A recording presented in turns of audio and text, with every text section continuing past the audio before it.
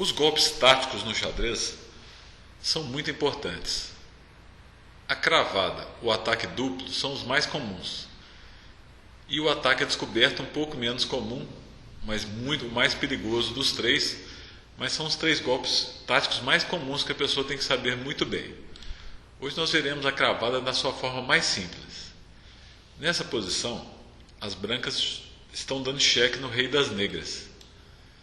E a torre preta não pode defender tampando o cheque, porque ela se encontra cravada.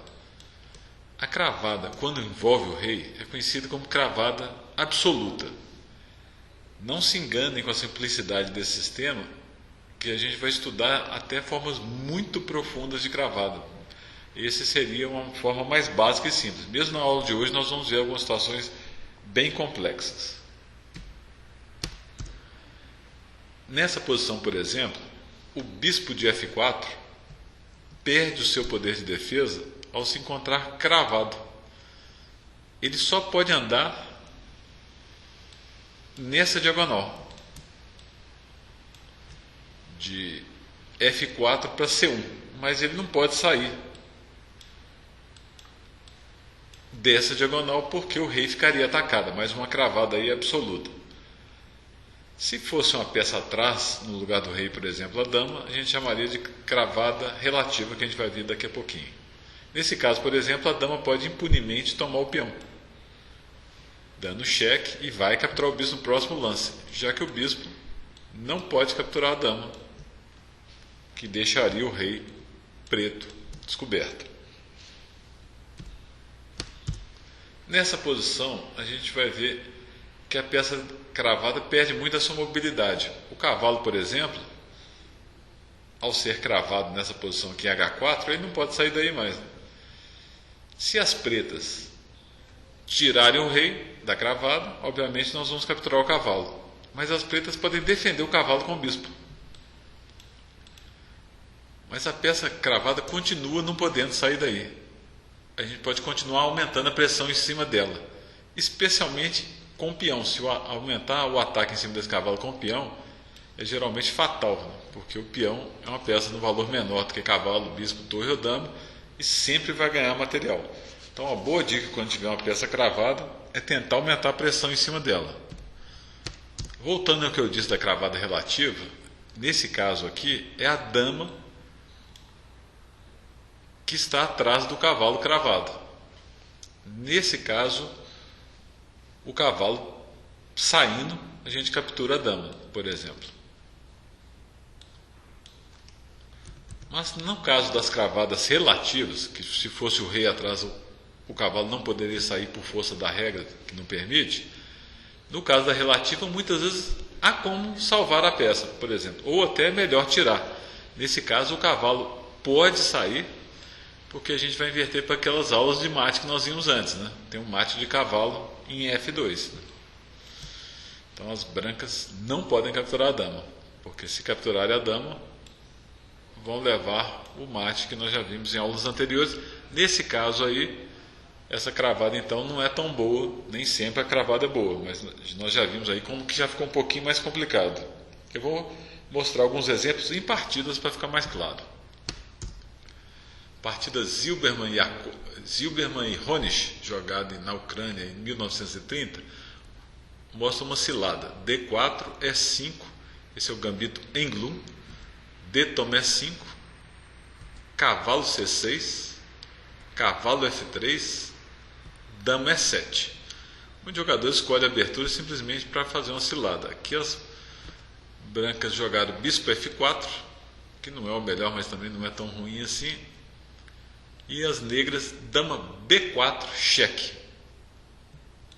Ataca o rei, ataca o bispo e ataca o peão de B2. Nesse caso aqui, as brancas podem voltar o bispo, né? Mas elas resolveram jogar dama D2, defendendo o ataque ao rei e defendendo o bispo ao mesmo tempo. As pretas seguiram dama toma B2 e a cilada que vem a seguir é muito interessante. as brancas jogam dama C3, pensando que é um bom lance, já que defende, já que ataca a dama, né, preta, e a dama vai ter que sair, e a torre que estava caindo agora está defendida. Só que vem uma mortal cravada das pretas aí. Bispo B4. Agora a dama branca não pode capturar a preta.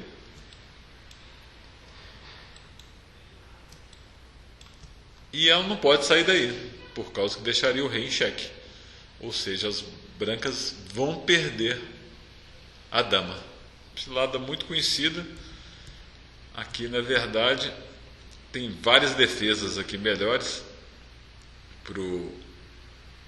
para as brancas, inclusive, igual eu falei, tampar de bispo aqui, né? Que aí depois de dama toma B2, a gente pode simplesmente desenvolver o cavalo, por exemplo, defendendo a torre.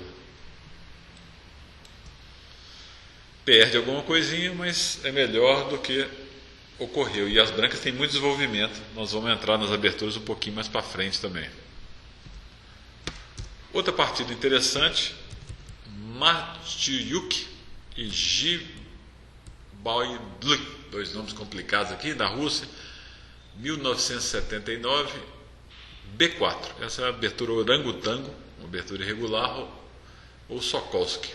Os dois nomes, tem dois nomes. E5, bispo B2, bispo toma o peão de B4, bispo toma o peão de E5, cavalo F6, cavalo C3, cavalo C6, atacando o bispo de E5, bispo toma F6, dama toma F6. O cavalo agora está sendo ameaçado por duas peças. E as brancas resolvem jogar cavalo D5, atacando a dama, o bispo e o peão de C7. As pretas jogaram dama E5, defendendo o peão de C7.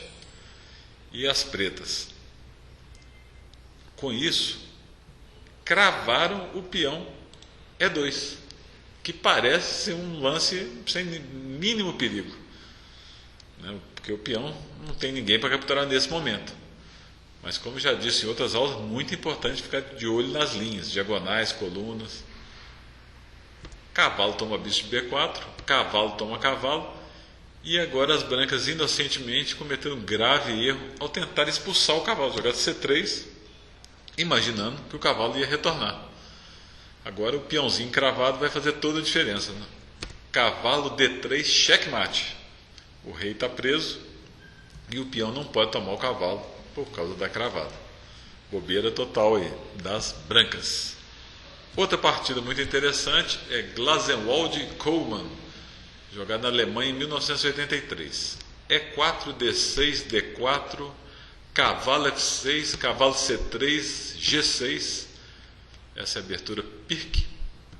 Bispo E2, bispo G7, bispo E3, cavalo de BD7, H4. As brancas manifestam o interesse de atacar na ala do rei, já avançando no peão. As pretas não precisavam rocar para o lado de cá tão rápido, mas fizeram o roque. H5, C5, H toma G6, F toma G6, cavalo F3.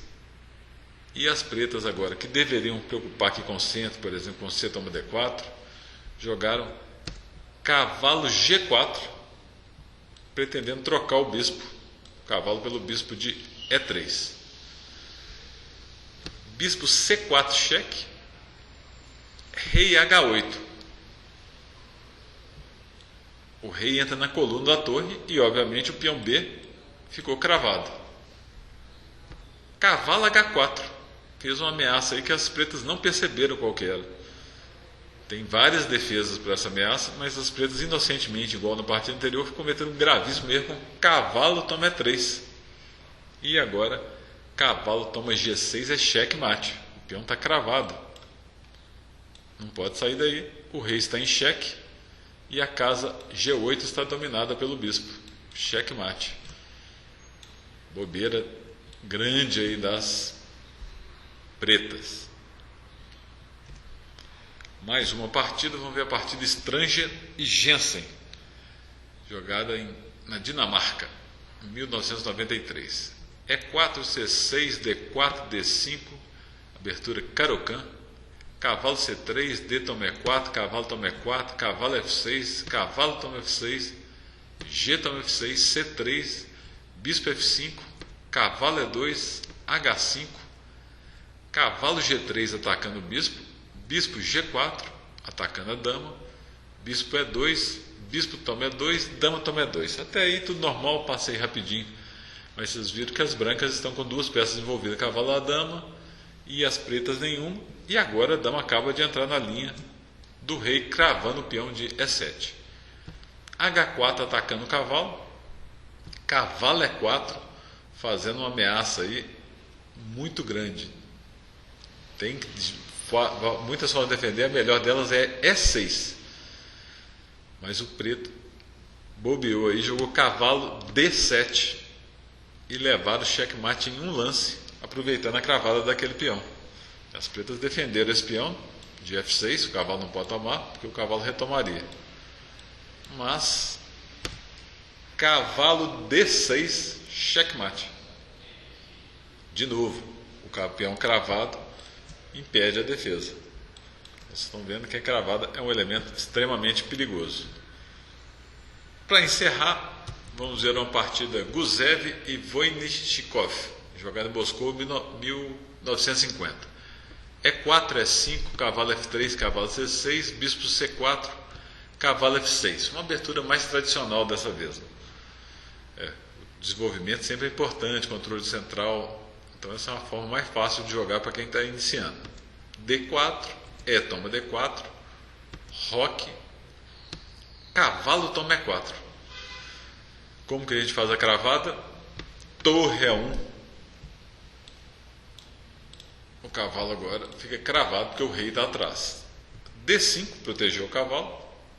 O melhor aqui é o bispo tomar o D5. Dama retomaria, cavalo C3. Esse cavalo está cravado e esse peão está cravado. Se o peão tomar o cavalo está na cravada absoluta de E4. E esse peão está na cravada relativa. Claro que pela regra a gente não pode tirar o cavalo de E4. Mas a gente pode capturar esse cavalo de C3 que a regra permite. Só que seria uma péssima ideia.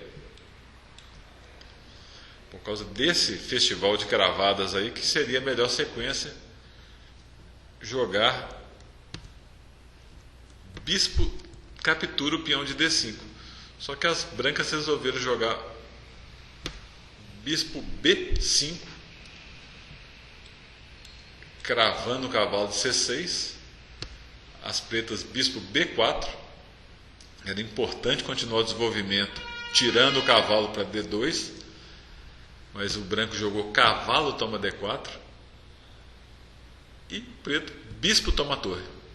A ideia do branco era a seguinte: agora ele joga cavalo toma cavalo, o cavalo estava cravado, atacando a dama e ameaçando tirar esse cavalo quando o bispo vai dar um cheque no rei. Chama o ataque à descoberta, que a gente vai ver com detalhes daqui a pouco. O preto seguiu bispo toma F2 cheque, rei H1, dama H4. Olha de novo aí a situação da cravada. O peão H2 está cravado. Cavalo E5 cheque, a descoberta. Cobriu C6 atacando o bispo. Cavalo F3 que o branco jogou atacando a dama do preto. E esquecendo de uma coisa muito importante: cavalo G3 checkmate, explorando de novo a cravada do peão de H2. Passei um pouco correndo, vocês podem ver a aula com mais calma, mas observem isso nos exercícios táticos, observem isso nas suas partidas, nas partidas de mestre, que é um tema frequente e muito importante. Visualizando isso, o jogo cresce muito. Todas as partidas aí houve erro grosseiro de um dos lados. Se os jogadores estivessem atentos às cravadas, não iam levar esses mates como aconteceram nessas partidas. Muito obrigado por assistir essa videoaula, até a próxima.